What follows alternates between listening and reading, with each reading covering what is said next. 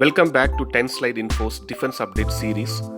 Today we are going to see two updates from defense side. The first one is regarding the root cause analysis which is being done for the first night test of Agni-III missile failure. The second one is regarding the progress made on the INS Vikrant, which is India's first indigenous aircraft carrier.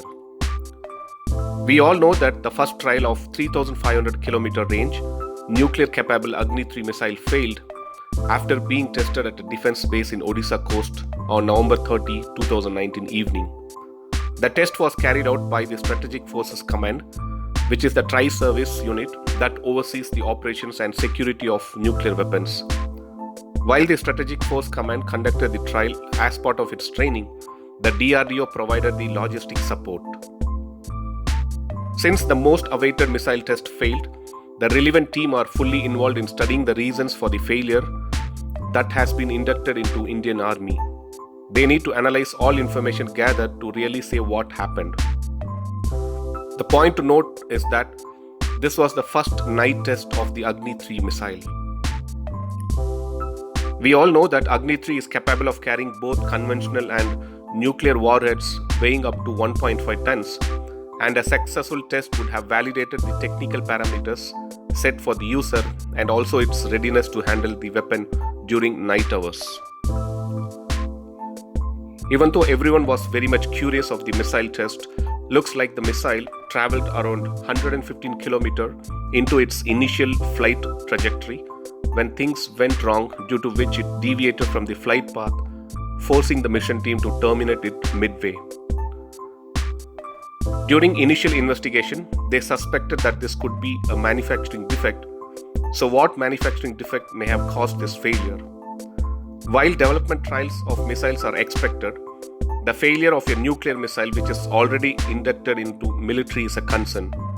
Incidentally, the first test of Agni-III in 2007 also failed, but it was still in development phase back then. Now, since the missile is already inducted in Army, we need to take this much seriously and get the root cause analysis done at the earliest to understand what went wrong and what needs to be done to overcome the same. Coming to the second update, which is regarding the INS Vikrant, looks like the long-delayed project of developing an indigenous aircraft carrier is now back on track. This project was expected to be completed by 2018, but due to unexpected delays, it kept prolonging. According to the source from Defense, the carrier, which is the largest ever warship to be constructed in an Indian yard, is now in its final phase of construction. The engines on board the first indigenous aircraft carrier, which is being constructed at Kochi, have been fired up successfully. The next step from Indian Navy is to start with the basin trials, and they expect that the warship would be ready by 2022 for the relevant operations.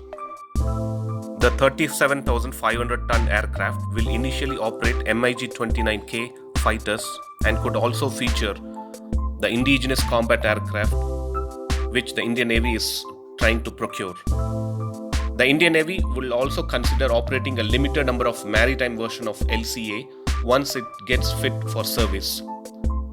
With the DRDO promising a technically compliant fighter jet by 2026, the Navy would be open to using it for the second indigenous aircraft carrier that it plans to build. So this was an update on the root cause analysis which is being done for the first night test of Agni-III missile failure, and also regarding the status of INS Vikrant aircraft carrier, which is India's first indigenous aircraft carrier. Thanks for watching. Please do subscribe my channel and hit the bell button next to it, and also feel free to leave a comment in the comment section. Thank you.